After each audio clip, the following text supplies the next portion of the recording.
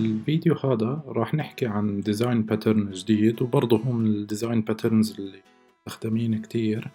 طبعا هو الفاكتوري ديزاين باترن، ونعطي برضه مثال عليه مشان نفهم بالضبط شو الآلية اللي بشتغل فيها. نتخيل انه في عنا مطعم، المطعم هذا ببيع سندويشات أنواع مختلفة. طبعا السندويشات هاي في بينها رابط مشترك، انه مثلا كل واحدة إلها اسم، كل واحدة إلها عدد كالوريز معينة، ممكن كلها بتحتاج خبز، كلها بتحتاج أشياء معينة مشتركة بينها. فبدل ما أنا أجي كل ما يجي عندي زبون أضطر أعمل له الساندويش هذا من الأساس، في عندي أمور مشتركة ممكن أعرفها، بعدين أعمل فاكتوري أصير أبعت له الاي دي أو اسم الساندويش وهو يرجع لي إياها بشكل كامل، يعني ترجع جاهزة. خلينا ننتقل على الكود. راح أسكر الكلاسات هدولا، راح نيجي نعمل نيو باكج هون، أو خلينا نعمل نيو كلاس جوا factory package دوت نسميه ساندويتش. طبعا هذا بدنا نعرف له properties، فراح أحكي له private string النيم اسم الساندويتش، مثلا private integer calories عدد الكالوريز. ممكن نضيف لها كمان properties أكتر، نوع الخبز، المكونات تبعها. بعديها بدي أجي على generate وأعمل generate لgetter وsetters لهدول التو values، وراح هون أجي أضيف method اللي هي preparing أو نعمل فيها هذا الساندويش، فحتكون public void مثلا preparing نسميها أو prepare، وجواتها بدي أجي أطبع له اسم الساندويش هذا plus is prepared مثلا with وعدد الكالوريز. راح أحكي له هون كالوريز بلس بيس كالوريز، فكل مرة راح نجهز السندويشة راح نطبع اسمها مع عدد الكالوريز تبعونها.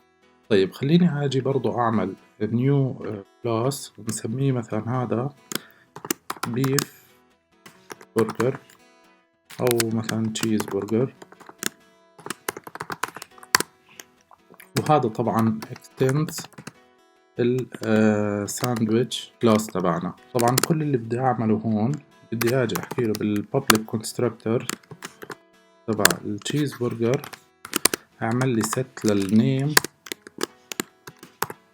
تشيز برجر، وست للكالوريز مثلا نحكي 250 كالوري فيها. راح أعمل برضو نوع تاني من أنواع الساندويتش اللي هو مثلا تشيكن برجر واكستند ساندويتش، وبالكونستراكتور برضو راح احكي له set النيم ل chicken burger وست الكالوريز لمثلا هون 150. صار في عندي البيزك كلاس او السوبر كلاس اللي هو الساندويتش، في منه تو تايبس. هسا باجي اعمل الفاكتوري تبعي، مثلا لو بدي اسميه ساندويتش فاكتوري، وهون مش محتاج اني اعرف اي properties او اي اشي معين، لانه هو كل اللي بيعمله بس اطلب منه نوع من انواع الساندويتش يرجع لي اياها. فراح اجي اعمل ميثود هون، ننتبه انها لازم تكون static هاي الميثود، ترجع ساندويتش نسميها مثلا create sandwich، وبدي أمرق لها هون مثلا integer value للساندويتش ID، بحيث طبعا هون بقدر أبعث لها string أو enumeration أو أي شيء معين. الستركتشر كلها ثابتة، يعني الفاكتوري هو كل حدا بفضل أو حسب البروجكت اللي بشتغل عليه الداتا تايب اللي بدي من خلالها أحدد أي نوع أرجع. فمثلا لو خلينا انتجر، وهون بدي اجي اعرف ايش ممكن يكونوا هدول الانتجرز، فراح احكي له public static final integer مثلا cheese burger، هاي احكي له تساوي 1. هون تشيكن برجر مثلا نخليها 2. ففي عنا الخيارين هدول راح نمرقهم. هسا جوا الكرييت ساندويتش راح اجي اعمل سويتش ستيتمنت، احكي له بتاخد الساندويتش اي دي وبيزد عليها اذا كانت ايكوال ل تشيز برجر ريتيرن نيو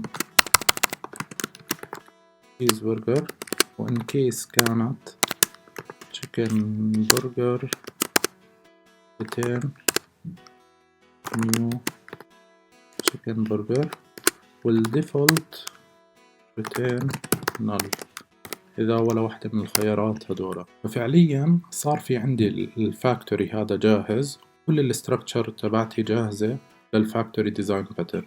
خليني أجي أعمل executor class اللي هي المين ميثود تبعتي. هون نضيف المين، وبكل بساطة راح أحكي له ساندويتش مثلا ساندويتش اللي طلبها الزبون من الساندويتش فاكتوري دوت create sandwich. هون راح أعطيه التايب تبعها. حكينا إحنا في عنا 2 تايبس، مشان ما أتلخبط بالأرقام إنه أبعت 1 أو 2 راح أجي على class sandwich factory ومنه أختار الستاتيك فاليو.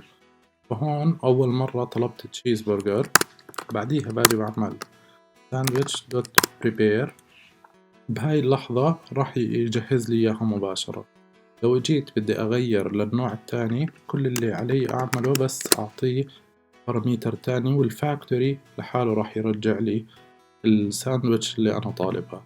فلو عملنا رن للكود تبعنا بنلاحظ هون طبع لنا إنه chicken burger is prepared with 150 كالوريز، فمباشرة الفاكتوري هذا رجعها. لو اجينا حطينا هون مثلا تشيز برجر وعملنا رن، حول الاوتبوت عنا ل تشيز برجر صارت prepared with 250 كالوريز. فمينلي هذا هو الفاكتوري، واحد من ديزاين باترنز اللي كتير بسيط الامبلمنتيشن تبعها، بس لكن مفيد بعدة حالات بنستفيد منه في البرمجة. إن شاء الله الفيديو الجاي راح نحكي عن تايب جديد من ديزاين باترن.